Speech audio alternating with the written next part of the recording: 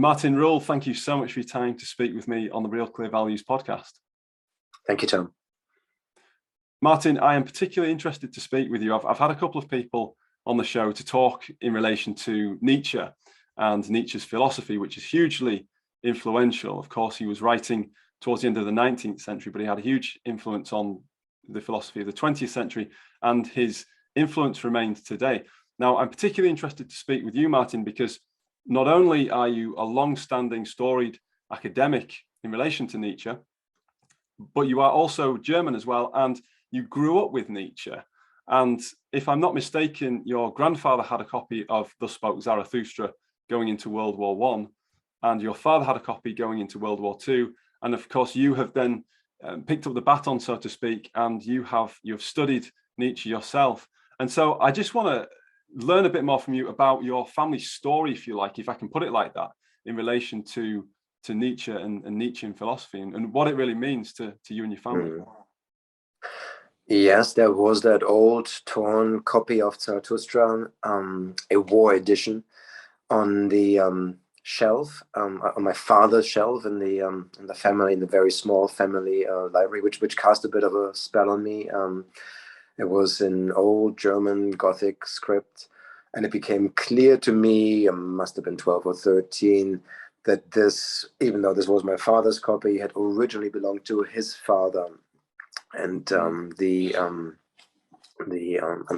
title page, it said 1914. Kriegsausgabe. Kriegsausgabe War Edition meant that these were cheap prints given to ordinary German soldiers at the beginning of World War I. And the copy at home in my house showed my grandfather's, my father's underlinings, but also his own, my father's marginalia, because my father had this very copy with him in his knapsack in World War II.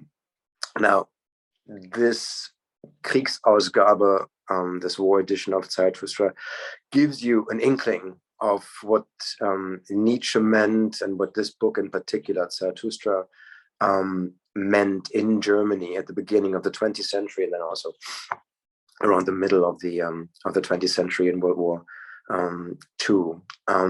It contained at the very beginning a selection of quotations by Nietzsche on war, Nietzsche zum Kriege, and these were selected by his sister, Elisabeth Förster-Nietzsche, and they glorified war very much. It's Nietzsche's paraphrase of Heraclitus, that war is the father of all things, that in order to be culturally great, a nation has from time to time find itself in war, fight great wars, really existential wars. There was something life-enhancing for war. I mean, all these quotations, obviously carefully selected by Elisabeth for this particular purpose, but nonetheless, they're there. So they gave me from the start an impression of Nietzsche that did not really seem to sit very well with the kind of Nietzsche that I then encountered at university, first in Cambridge, and then when I did my PhD in Princeton. In America in particular, perhaps, Tommy, I'm not sure if you're familiar with this, there was an attempt after World War II to denazify Nietzsche, to get rid of all this warmongering baggage. And I've made it my mission, perhaps under the spell of this Kriegsausgabe that I encountered as a child, to maybe put back on the map that other Nietzsche, the bloody Nietzsche, the dangerous Nietzsche, the one who challenges our most deep-seated liberal democratic assumptions. Yeah, fascinating. This is so interesting, because Nietzsche is so protean in the way that he writes and the way that he thinks, that you can pretty much appropriate him to almost anything. If you look at the people who claim to be influenced by Nietzsche, you've got the far right, you've got the far left, you've got liberals, you've got atheists, you've got Satanists, for goodness sake. So many people have and so many people have taken his work and they've basically reassembled it in their own image, or in the image of their values. So with that in mind, Martin, what were the things that really stood out to your grandfather and your father? What were the sort of passages that they underlined in Zarathustra? I think my grandfather was trying to make sense of that particular war, the First World War. He interestingly underlined passages that were not as militant or militaristic or as war mongering. My father then in World War II, he really picked out the more aggressively anti-liberal, also anti-Western, also anti-English quotations. Nietzsche didn't have much time for the English. He looked down on them as utilitarian, liberals, Democrats, and I think that set pretty well with the image that that Germans had of the English in both wars, really. But my grandfather was like, I couldn't see the marginalia with my grandfather. It was just the underlining, so it was hard to see how he read it. With my father's scribblings in the margins of the text, that was a different story. And there it became clear to me how easily Zarathustra could be read in this way, right, as a critique of Western liberal democracy and all the more philosophical values underpinning it. Yeah? It's not a political text by any means, but it has very strong political implications. Yeah, I think, and I can't, goodness, my German is not good at the best of times, but in the front of Zarathustra, it says something along the lines of it being a book for everyone and no one, doesn't it? And I think that pretty much sums it up quite well, doesn't it? You mean that this reflects Nietzsche's protean nature as a thinker? Is that, yeah? Yeah, there's some sort of inscription. Yeah, I'm a bit wary of that, Tom. I hope you don't mind my No, go ahead. You're absolutely right. In the Weimar Republic, a German intellectual, Kurt Tucholsky, said that Nietzsche was endlessly malleable. He said, quote, Tucholsky said, quote, tell me what you want to say and I can provide you with a Nietzsche quote for it. It's a famous statement about this malleable, protean nature of Nietzsche's thought. But I think there are, if one reads them carefully and closely, there are certain motifs and strands that are quite consistent from the early Nietzsche, the Nietzsche of the 1870s, the Wagner acolyte, the German nationalist, the one who believes in cultural renewal, and the middle Nietzsche from human all to human to Zarathustra, and then the late Nietzsche. So, and war, for one thing, is always something. Nietzsche never says that war is a bad thing. No. That war should be avoided. There's nothing pacifist about Nietzsche. And that's strange because Nietzsche fought himself in the Franco-Prussian War in 1870-71. He didn't fight, he was a medical orderly, but he saw the suffering, the pain caused by war close hand. He became very sick there. A lot of his later ailments were a result of a diphthery and dysentery infection during the Franco-Prussian War. And as a medical orderly, he saw the corpses, he saw the wounded soldiers, and for some reason he chose to ignore that and turned war into a kind of stimulus, into something that allowed you to live dangerously and live a more full, a higher life, something that regenerated culture, had the potential to regenerate culture. There are other strands, Nietzsche's emphasis on rank ordering, Rangordnung, his, I think, very consistent and emphatic anti-egalitarianism that's there from the start and remains with his thinking till the end. So I think there is some coherence and some consistency. So he is not just protean. Of course, you can find quotations in Zarathustra itself to challenge some of the things I just said. But I think it takes more interpretive work. Yes, it does, and I very much agree with you in the sense that I think there are some very clear strands that go through it, notwithstanding the fact that so many people, so many different parties have appropriated his work for their own ends. I think a lot of them are actually mistaken. I don't think they've read enough Nietzsche, or at least if they have, they haven't thought about it clearly and carefully enough. And that's the thing. Nietzsche himself said that he's not that well under. He almost anticipated that he would be misunderstood by so many people.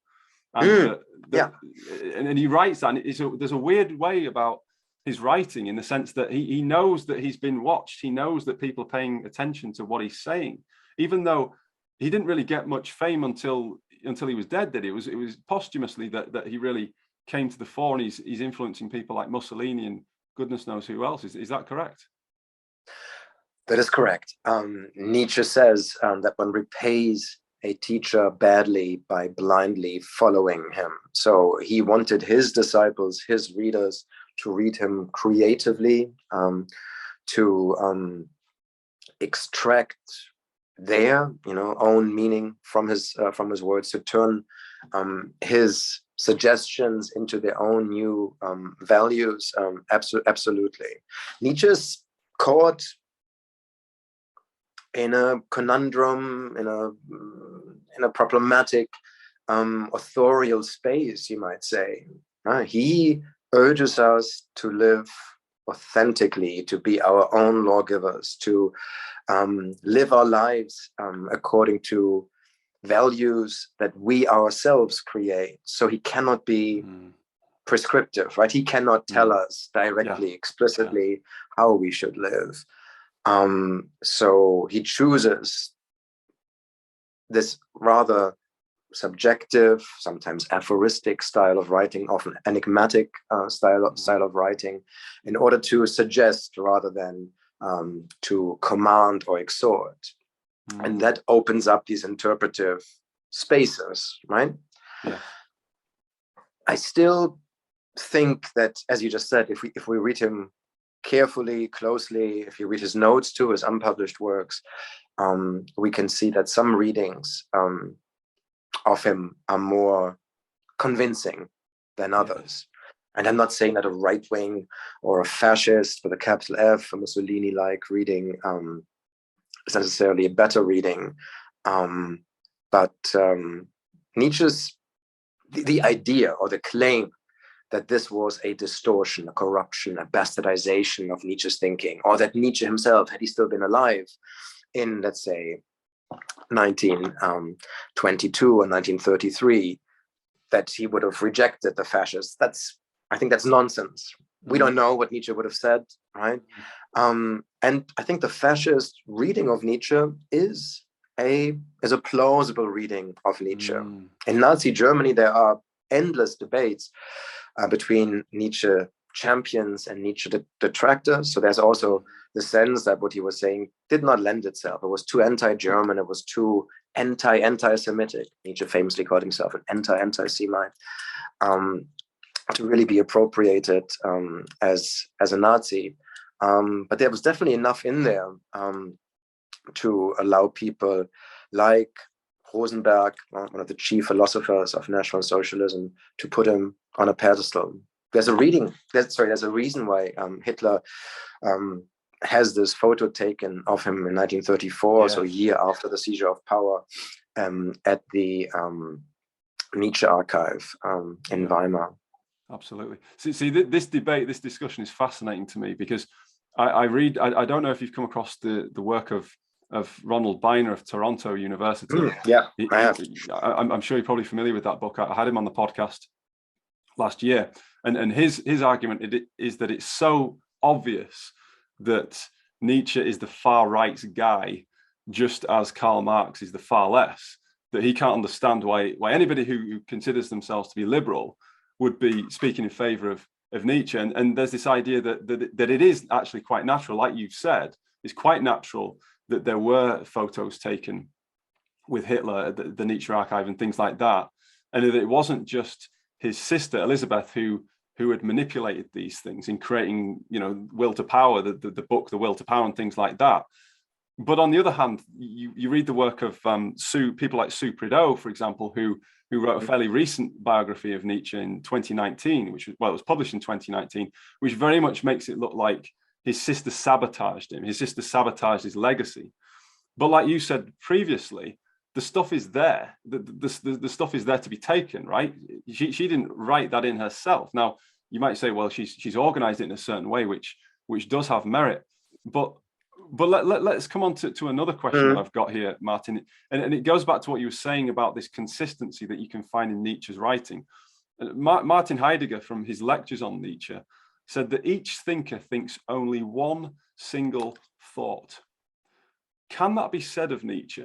And if so, what might that one single thought be? I'm afraid it cannot be said.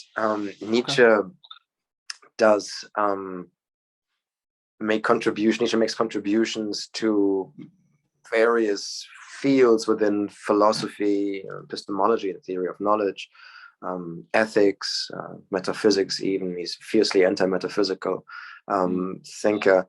It would be really difficult to reduce that, as Heidegger did, to a single thought, maybe an overarching idea. If you want Nietzsche, in a nutshell, it would be something like live your life without having recourse to any false, otherworldly, metaphysical hopes. Live your life fully, live it dangerously, live it authentically. That's very vague, but I think this critique of metaphysical thinking, for me, or this attempt to think and to live in a world without God, that is the basis of it. Nietzsche really only says God is dead in the Gay Science in 1882. So this is a later point he makes. But I think this critique of metaphysical thinking that is there. What does that mean? Nietzsche believes that even those of us who have shed their religious, mostly Christian beliefs in the last third of the 19th century, not many Germans were ardent, pious Christians anymore. But even those, he felt, were still living in the shadow of this dead God. What does that mean? It means that they still adhered to secularized Christian precepts or Christian ideas and ideals, that there was something higher out there, that they ought to be meek, humble. So Christian slave values were still with us. Take a seemingly lapidary and slightly kitschy statement like true beauty comes from within. Most of us would subscribe to that. And Nietzsche says there is a metaphysical assumption behind a statement like this, right? That's my example now, not Nietzsche's, right? I think that there is something within, a soul, a mind, a divine spark, right? So we say these things, or we assume these things, these metaphysical things, even when we've given up on the Christian system as a whole, or Christian dogma, right? So it's still with us. Or the fact that we think of ourselves as ontologically different from animals because we have free will, things like this. There is no such thing as free will, Nietzsche says. So Nietzsche is a naturalist as an ethical or moral thinker. He wants to bring the body back, and he wants to say that there is no dualism really between mind and body or soul and body. These are all Christian ideas that have remained with us, and he makes it his mission really to destroy these idols, these false idols, as he sees it. And I think certainly from the early 1880s to 1888, so the last year in which he is sane, that is his mission. That's what he wants to do. So maybe this anti-metaphysical thinking, that's what we could sum it up. That's how we could sum up his philosophizing. Yeah, that's quite interesting. You mentioned about that anti-metaphysical element to his work seems so obvious when he's talking about things like the death of God and Zarathustra, the godless, and goodness knows what else. But and this is something that I did pick out of Beiner's work, was that is not something like the will to power and the Superman, is that not metaphysical in and of itself? Because these concepts are so abstract, and he's talking about man is something to be overcome. And even the very concept of a Superman, that sounds pretty metaphysical to me as well, I think. So there are so many paradoxes and so many tensions here with Nietzsche. in terms of Christianity, the Christianity point is an interesting one, because you mentioned already about the death of God and how it's declared in the parable of the madman, which is in the gay science, otherwise known as the joyous science as well, depending on the translation. But I think there is a paradox here as well. And for me, a potential area of debate is whether Nietzsche was gleeful about that or not. Was he actually gleeful about the death of God? When he talked about us being the murderers of all murderers in killing God, and about borderless horizons, the handrails have come off. It sounds less gleeful and more like a lamentation, at least in that parable. And I think, if I'm not mistaken, R.J. Hollingdale, in some of his commentaries, writes that this created an existential crisis for Nietzsche. And Nietzsche's response to the existential crisis at the death, at what he perceived to be the death of God, was Zarathustra, and the concept of the Superman, which is the antithesis to what Christ puts forward in the New Testament. Is that fair? That's a very fair assessment. So you raised two things there. First, whether Nietzsche fills this metaphysical void created by the death of God with his own metaphysical concepts. He mentioned the will to power. And then the question whether he's gleeful or joyful about the death of God. And you're absolutely right. Nietzsche does not take this lightly, does not take this gleefully at all. It's a heavy, heavy burden. We need to fill this void, because this void creates nihilism. Nietzsche is sometimes misunderstood as a nihilist. Nothing could be further from the truth, right? A world once filled with Christian beliefs, stabilized, propped up by faith, was an orderly world. And the world that he now sees around him is a chaotic world, a world where values have lost their traction on us, where values can no longer provide orientation for us. So his goal, his heavy, heavy duty is to reevaluate values, to create new values that can provide such existential guidance after the death of God. But to do this without, to create such values without simply replacing the old Christian dogma and doctrine, that is the challenge. And that's a challenge that he sometimes fails, or that overcomes it. That's too much for him. I agree with you that the will to power can easily be read as a metaphysical concept. So for somebody who wants us to embrace the fact that there is really only this world and no beyond, and no dualism within us, right? Then what is this will to power? Could really say it's a remnant of his early Schopenhauerian phase, right? Schopenhauer speaks of the will to life. Nietzsche makes this the will to power. So there are real problems there. Nietzsche was not a very systematic thinker. He rejected the will to a system. He thought this was shallow, something that feeble minds need. But this very unsystematic thinking also creates real problems for him. I think sometimes he's aware of these problems, right? That he's replacing metaphysical values with new metaphysical values, but a lot of the time he's not. You mentioned Heidegger earlier on. Heidegger believes that Nietzsche's anti- or non-metaphysical thinking was a failure, that only Heidegger, truly managed to overcome that long metaphysical tradition in Western thought from Plato to the 1920s. And you could say that the style of Zarathustra, this very biblical style in which he presents his ideas, is an ironic but nonetheless desperate, perhaps, attempt to provide new values almost in the Christian vein. Yeah, there's a couple of things I want to pick up on there, Martin, because you make some really important points about values and about this kind of vacuum that the decline of Christianity creates. This is no small thing whatsoever, and Nietzsche fully understands that.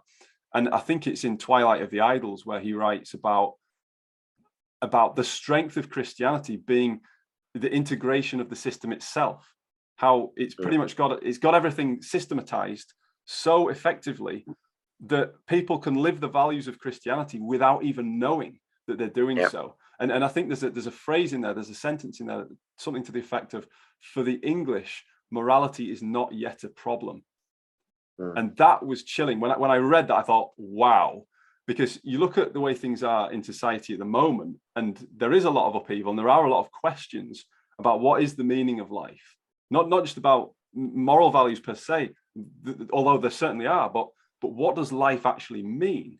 And in Christianity, you've kind of got this package where, well, okay, so we've got a God, and he sent his son, Jesus Christ, and this is the plan, and this is how it works. But when you take that away, the vacuum that creates is absolutely immense. And so this like we were saying before, about the borderless horizons on the death of God is a huge thing, and it's not a small or an insignificant thing. I think you're right. I think Nietzsche is often associated with nihilism, but he is talking about meaning. He's talking about stepping into who you are, come what may. And if you are one of the noble ones, so to speak, then you should be at the top of the totem pole. Is that fair to say? Yeah.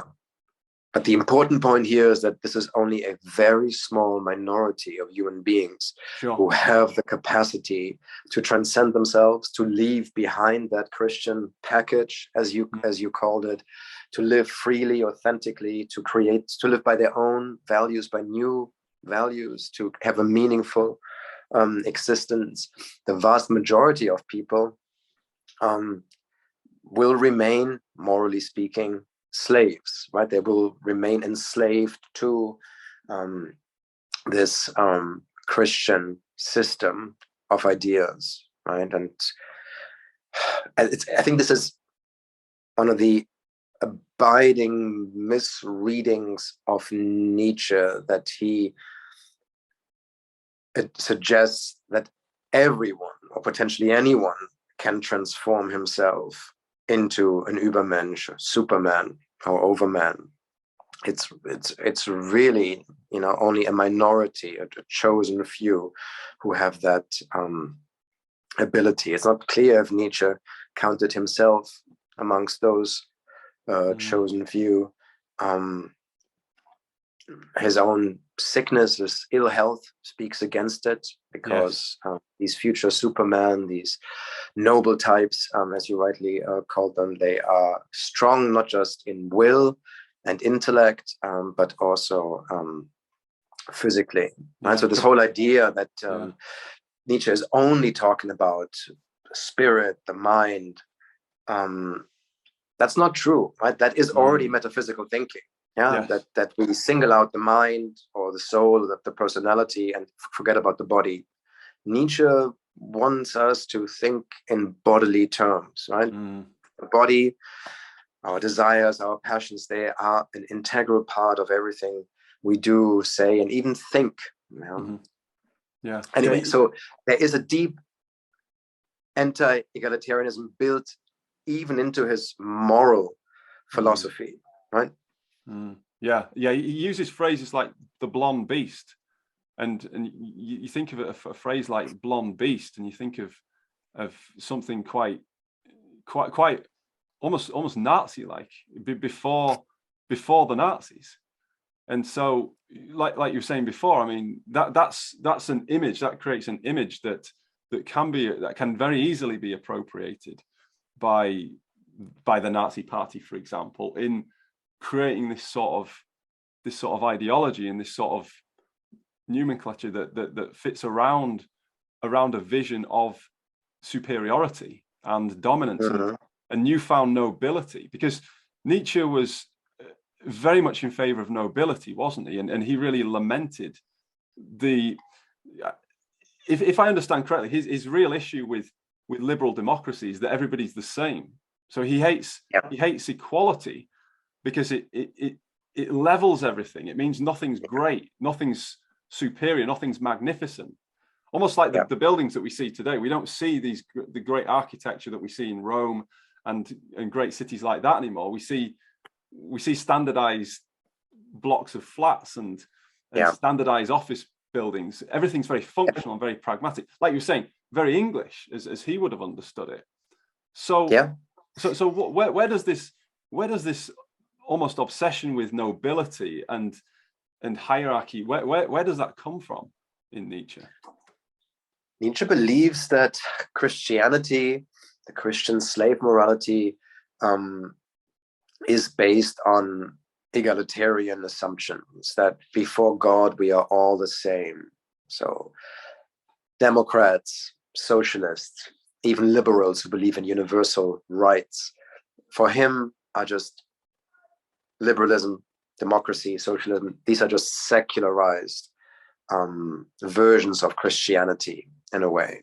These are attempts to use this Christian idea of all being the same before God for political ends, and this has to be unthought. This has to be undone. Nietzsche believes, and he imagines a new nobility, which has nothing to do really with the nobility of birth or wealth, right? It is to some extent a new spiritual nobility of higher types who have to assert themselves quite ruthlessly over the many lower types. He says that any elevations in Beyond Good and Evil, paragraph 257, any elevation of the type of man. So if we want to elevate man, raise man, make him more than he is right now, if we want to create the Übermensch, he says, requires an aristocratic society, a society based on rank ordering, and thus it will always be,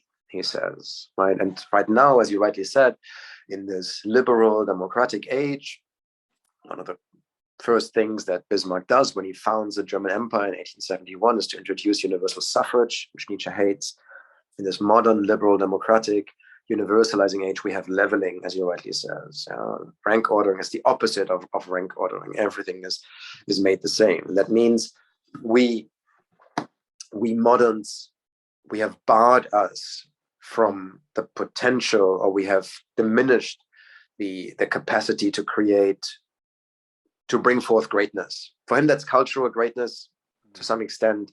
The genius, the hero, the person whose life and whose art gives meaning to life as such in this otherwise meaningless, valueless world. And he sees no fertile soil around him anymore for the creation, for the emergence of such a genius, such a great type who could give meaning to our lives. Yeah, wow. That all sounds pretty bleak and pretty Darwinian, and it must have been bleak for him. It is and it isn't. There's also immense hope, right? There's the promise of the noontide, the great noontide that we have in Zarathustra, that we also have in Twilight of the Idols. The anticipation of a great turnaround. There's his own will to transvalue and revalue values. Nietzsche's emphatic that his philosophy is not a pessimistic philosophy like Schopenhauer's. It's a heroic pessimism. He sees everything that is wrong, but he feels that such a pessimistic understanding still allows for a heroic overcoming of the problems. And I think it is this hope of renewal, of regeneration, which initially he pins on Germany and Richard Wagner in the 1870s, that lends itself to his fascist interpreters and appropriators. Yeah. What is fascism? There's been a lot of debate about the meaning or the essence of fascism, fascism with a small f now, generic fascism. But one, I think, very powerful definition of fascism is that it's based on the promise of palingenesis, of rebirth. It's a palingenetic ultra-nationalism, the idea that the nation can be, must be regenerated completely from the ground up, by violent means. This could also be through eugenics in the case of Nazism, In the case of Mussolini, it's not racist, it's different, but a complete turnaround. And that is Nietzsche. Nietzsche introduces this idea of palingenesis, I think, of renewal, of total, potentially violent renewal, more forcefully into Western thought than any other thinker. Yeah, I think that's really a core element, I would think. But this world that we inhabit right now is so decadent, and he even uses the word degenerate, that it must bring forth itself, its own overcoming. There will, out of this debased, decadent world, a new, higher world will eventually arise. He believes that these Übermenschen will come eventually. Wow. So this is, in some respects, this is almost like an inversion of Christianity in some respects, because in Christianity, of course, you've got the second coming, but Nietzsche's saying, well, actually, there's going to be this. Is that what he would call the noontide then? The noontide is the point at which there will be this regeneration, and that there will be the rebirth of nobility and a master. Well, I suppose a master morality. Yeah, absolutely. The great types, the higher types, will leave behind the slavish values, Christian values that the majority of men still hold, free themselves, and bring about a new life, a higher life. He's extremely vague about how that future life, that heroic higher life will look like, and how these higher types will interact with one another, and how society, how politically, the world will be restructured. But a fundamental anti-egalitarian restructuring will have to take place in order to bring about this new world. The old democratic world is not fit for such a cultural regeneration. Nietzsche is not a political thinker by any means, right? That's very important. He calls the state the coldest of all monsters in Zarathustra. But politics or political change, which is revolutionary to some extent in his eyes, or which will have to be revolutionary, will have to prepare the ground for a change in values, a change in thinking, this great spiritual revolution that he imagines. Right now, the politics of the here and now will not do. And for me, again, you mentioned fascism early on. That is also a fascist idea to some extent, right? We think of fascism as reactionary. Fascism is revolutionary. Fascism wants to perform a great leap forwards, as it were. It wants to transform the world. It's about control as well, isn't it? It's about control and this idea that there is this group of people, this leadership that knows better than everybody else, that does the thinking, and everybody else just does what they're told to do. I mean, I say that in relation to, like you say, about the revaluation of values, creating the new law table, so to speak, because like you said before, he doesn't think that everybody is going to be able to do this. This is for an elite to do this. It isn't for the kid in the college dorm who's reading Zarathustra to think, oh, well, I'm going to go and create my own values and change the world, that sort of thing. He's thinking bigger than that, isn't he? Exactly. I think this is another misconception, that Nietzsche was an individualistic thinker. He says so himself in one of his later notes. My philosophy is not an individualistic philosophy. And he does not want the individual solitary reader to take away from his works some inspiration. That's how it starts, perhaps, right? But eventually, the changes that he calls for will have to be much broader and structural. There was a Christian slave rebellion once that overturned the ancient world, this pagan, heroic, aristocratic world, where we had master morality. So how can we undo that? Right? How can we set in place structures, social and also political structures, that will be conducive to the elevation of the type of man, and that will also ensure that there won't be another Christian slave revolt, undoing it again, right? So you need rank ordering, as you rightly said. You need fixed structures in a way. And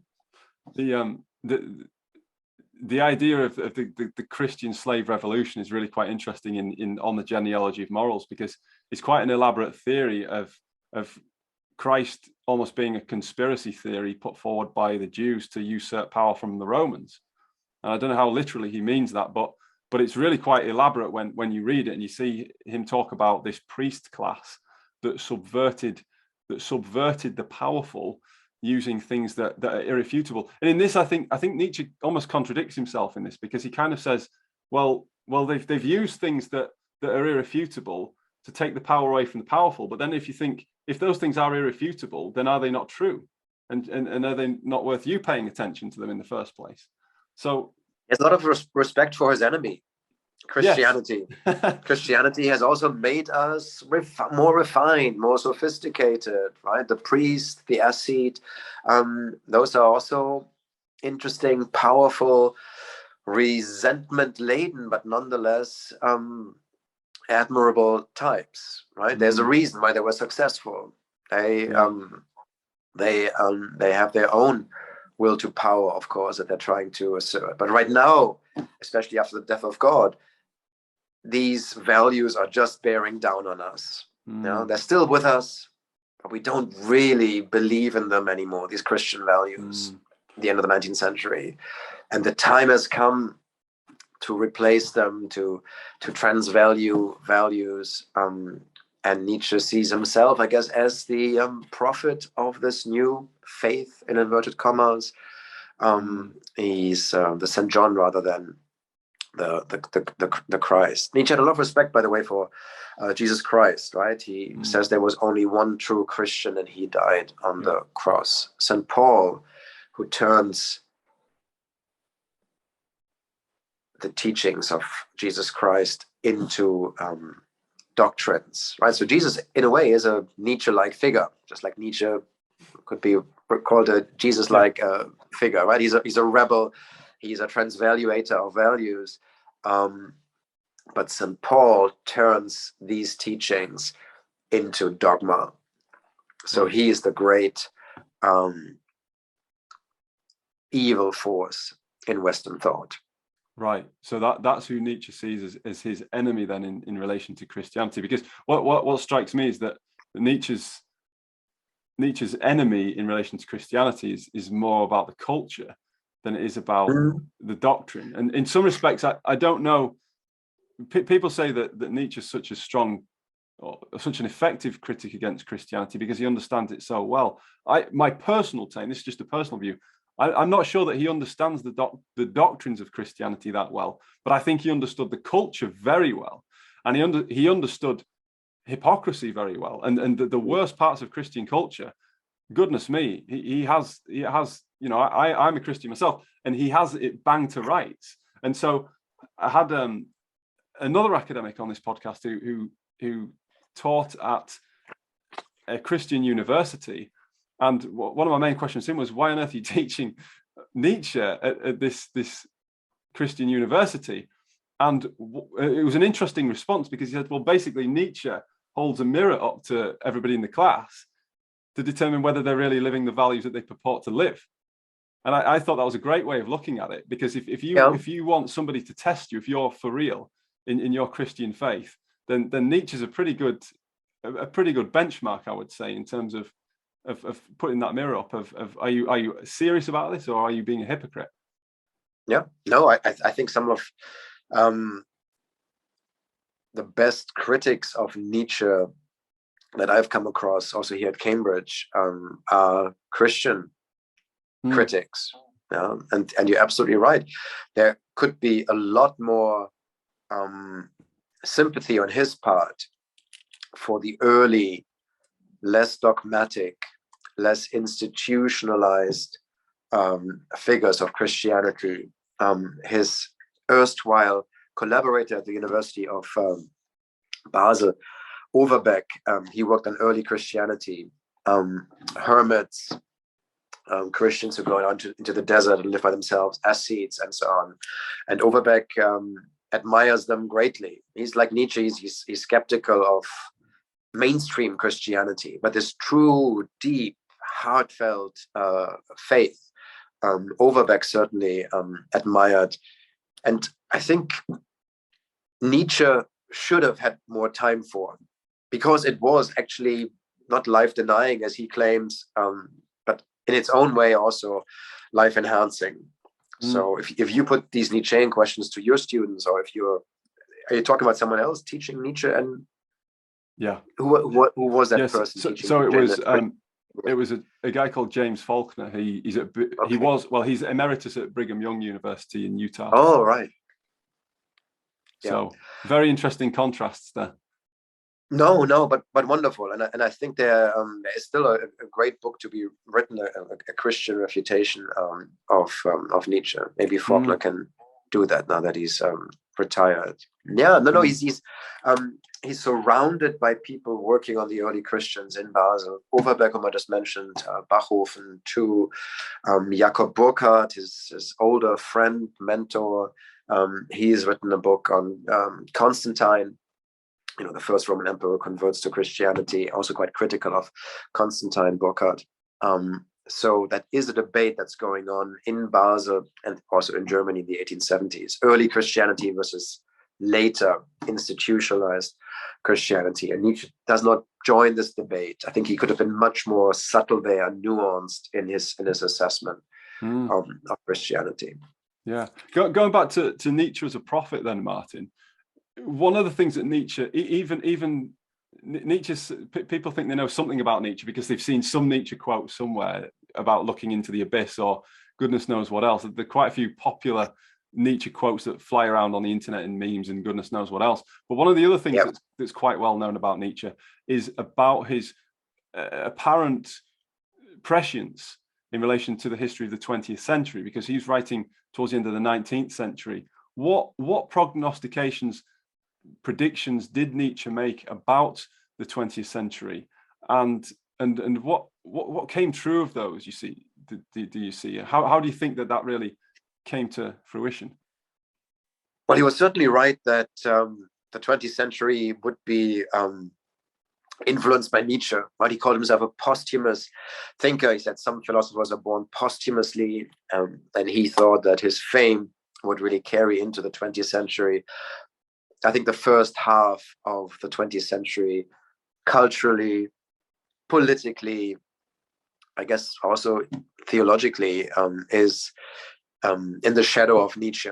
I think that some of the central debates, certainly for the philosophical debates, Heidegger, he was right about this particular aspect, right? That he would have an influence, that he would have an impact. He predicts wars, existential wars, not just petty wars, but great wars, wars about values. I think that's a fair description. Certainly what happens in World War II, it's a war of ideologies, right? Not just about geopolitical expansion or something like that. And it is actually, sorry, on that point, Martin, that really strikes me. I've just got to pick up on that, because when you mention that about it being about a war on values, I think about Hitler. Hitler was so clear in what he was all about and what he wasn't all about. But also you had FDR as well. And when you look at FDR talking about the four freedoms and things like that, and when he stood up, he was very explicit in speaking against Hitler. And I think he understood, to be fair to FDR as a leader, he understood very, very clearly what was at stake here. It wasn't just about getting the Nazis back into their neck of the woods, so to speak. This was a very, very existential war. And it was about, there were very clear dividing lines that were separating the two sides. That's a very good point. So this is not just Nazism or Italian fascism trying to impose their values on the rest of Europe or the world even. It's also Churchill and Roosevelt, and I guess Stalin, defending their values. So it is a war of ideas on both sides. You're right about that. The other thing that I believe Nietzsche was right about was this exacerbation of nihilism, that we live in an age that the 20th century would be to some extent at least, defined by the question of nihilism. And we could think about our own age now in the 21st century as grappling with this issue, right? Yes. That the vacuum has not been filled, that we are not able anymore, certainly not since the end of the Cold War, to really account for what we do. So this the death of God in a terrible way is still hanging over us. Yeah, that's really interesting, and I think this is fundamental to getting to grips with not just the appeal of Nietzsche, but the appeal of Nietzsche in the context of the far right, because the people on the far right, for example, take Ronald Beiner's book on Nietzsche, Heidegger and the Return of the Far Right. He had people coming for him proactively from the far right and saying, okay, I'm going to read your book and I'm basically going to take down your argument. And they were confident that they could do that. And Beiner himself, when he was on the podcast talking with me about this, said it's a smart, it's an intelligent review. And one of these people has a PhD in philosophy on Immanuel Kant. So these are not just kids who are just stuck in some basement somewhere reading philosophy and left to their own devices. And that's their time. They're pretty smart people, and some of them are pretty confident that they have the liberals do not get to grips with this appeal of Nietzsche, this appeal of Nietzsche's work, and especially in the context of the far right and what the far right gives. And I don't know what your thoughts are on this, Martin, but I think it's absolutely essential that if we are going to combat the appeal of this, we have to more fully engage with it. Like you said before about Nietzsche's bewitching appeal or something to that effect. You use a phrase similar to that about how you got into it when you were 13 or 14 in your teenage years, and it had this bewitching appeal. I know exactly what you mean, because when I've read this work, it's very, very readable. It's like scripture. It's like scripture. It is written in a hieratic way, and it is extremely appealing, and extremely appealing from an existential point of view. And like you say, in this age of nihilism, if maybe if we want to call it that, when you look at things like deaths of despair, if you look at the bigger picture in society, I read a book I think it was in 2020, written by a couple of economists, Anne Case and Angus Deaton, called Deaths of Despair. And this phenomenon of people dying through despair, whether through, it was defined by suicide, drug overdose, or alcohol abuse. And this is a growing problem. So notwithstanding, take the far right situation out of the equation altogether, just looking at deaths of despair and the fact that people feel desperate and they feel like they don't have any meaning in their lives and they're looking to numb themselves. This is absolutely huge. So what can we take from Nietzsche? What is the value of what Nietzsche's teaching us that we can take and take it away from disempower the far right and then use it to help people to find meaning in their lives? Or can it be done? Small question, eh? No, it's a big question, an important question. And I agree with you, Tom, that we need to take that radical right-wing radical appropriation of Nietzsche seriously. I think Ronald Beiner, I discussed this with him a year ago, a year and a half ago, and I thought that this was not really what was at issue, that the ideas came from somewhere else, or that Nietzsche just didn't lend himself to such an appropriation.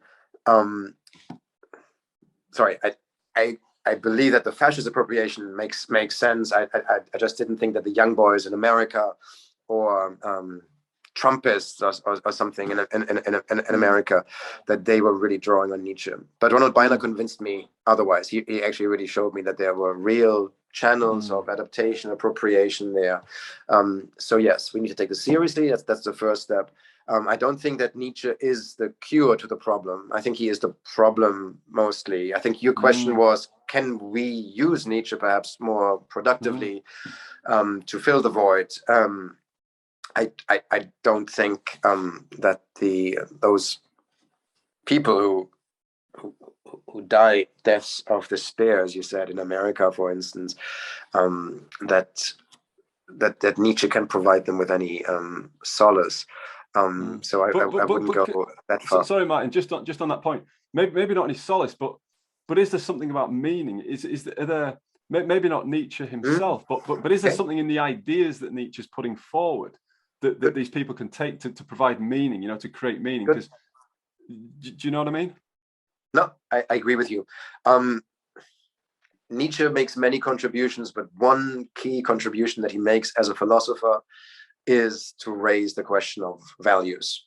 He reduces philosophy really to the question of values or value. He says, forget about truth. For millennia, philosophy was the search of truth. Some truths might be inimical, destructive of life, inimical to life, destructive of life. Others might be life enhancing. This cannot be our goal. But values, meaning, a meaningful life, leading an authentic life, a full life, or what he calls a dangerous life. There, I think he can provide us. I mean, that very idea that philosophy ought to do this. And we could really say that, and I say this with all due respect to my colleagues in the philosophy faculty at Cambridge, that analytical philosophy has not done enough to fill that particular void. If you are concerned with the problems of logic, then, to me at least, philosophy has not really performed its social duty. So there's a continental tradition there that I think speaks to us, can speak to us, and of that continental tradition, perhaps Nietzsche, more than anyone else, can speak to us powerfully about meaning, about value. So in that sense, he could be not the cure itself, but perhaps a path there or an inspiration. There are some principles in what he's talking about that we can draw on to find meaning, perhaps. I think this is really this is really interesting and really fundamental that we're able to get to grips with these ideas. And even if for example, you know, some people are really adamant that Nietzsche's work is dangerous, it's bad, and everything else. But can we find if you see that as the lie, can you find the truth in the lie? Because I believe that that even in something that's really bad, there's a truth there to be had. There's a truth to be gleaned. So the people who look at it and say, well, I'm going to be an accelerationist, or I'm going to join the far right movement, or whatever, there is something there that is true to them enough to convince them that that is the right thing to do. And I think that the problem that we've got in trying to solve these problems from a societal point of view is that there's so much dichotomous thinking in relation. You know, take Donald Trump, for example. So Donald Trump has been seen as a massive problem. He caused havoc across the Western world and beyond that, I would say, in terms of international relations when he was in power. But in the run-up to him getting into power, you had people like Hillary Clinton talking about deplorables and shame and all these other things that really weren't helpful, because it was really, I suppose, denigrating the people who had voted for Trump. But the people who voted for Trump, not all of them are deplorable, bad people. It's ludicrous to just assume that that's the case. And also, I would say on that point, going back to Case and Deaton's work on Deaths of Despair, they found that a lot of people who were voting for Trump in those areas were also very sick. They were very ill as well. They had a lot of ill health. So there's so many things going on there, and it seems like there's a lot of work to do to really understand what's going on. That's a political question, and I couldn't agree with you more. I think you're absolutely right that this is a major flaw or major mistake that liberal Democrats make when they simply ignore or ridicule the far right, or indeed just the right. You know, nowadays even being conservative is something beyond the pale to some extent, certainly in academia. And we academics live in a very left liberal bubble, and there's a lot going on outside that bubble that we either don't know about, or if we know about it, we don't take it seriously. But that's a separate point. Let me bring it back to Nietzsche and say how we can make Nietzsche useful to us and to this present moment, this critical, ideological, political moment. So Nietzsche is an anti-liberal. He doesn't believe in rights. He doesn't believe in universalism, key ideas of liberalism. But I think we can use him as a challenger. And if we are liberals, if we are Democrats, and I hope we are, then his critique can force us, can make us defend these values and assumptions underwriting liberalism that we often take for granted. Yes. Yeah. So exactly. Nietzsche is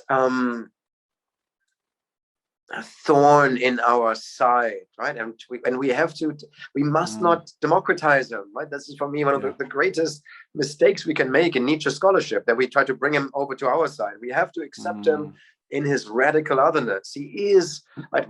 This has a lot to do with the postmodern Nietzsche of Foucault and Derrida and Deleuze, right? They make him a proto-postmodern, but he was a child of his time. He believed in eugenics, for instance, right? He believed in some form of social Darwinism, in some slavery form of breeding. Yeah, slavery as well. It's a complicated issue, but right. So this is Nietzsche, a child of the late 19th century. Right? We cannot make him one of us. So let's preserve him as an anti-liberal thinker, or let's acknowledge him as this fiercely anti-liberal, anti-democratic thinker that he is, and allow that critique of his to challenge, and through this challenge maybe to strengthen our own liberal and democratic beliefs. And you could make the same point really about Christianity again. We touched on this earlier, right? Exactly. That it would be easy for a Christian theologian or just a Christian believer to brush him aside as mad, as critics of Nietzsche love to invoke this fact. Oh well, he turned mad, as if this was some kind of proof that his thinking was unsound. Let's take him seriously, and what he has to say about ressentiment is very psychologizing analysis of Christianity, of Christian values, right? That's still relevant, and I think it could force Christians to again to strengthen and to refine their own positions. So let's take him seriously. But in order to take him seriously, I think we have to preserve him. We have to read him historically. We have to preserve him in his otherness, and not make him more like us. I think that's an excellent place to finish. Martin Ruehl, thank you so much for your time on the Real Clear Values podcast. Thank you, Tom. It was a pleasure.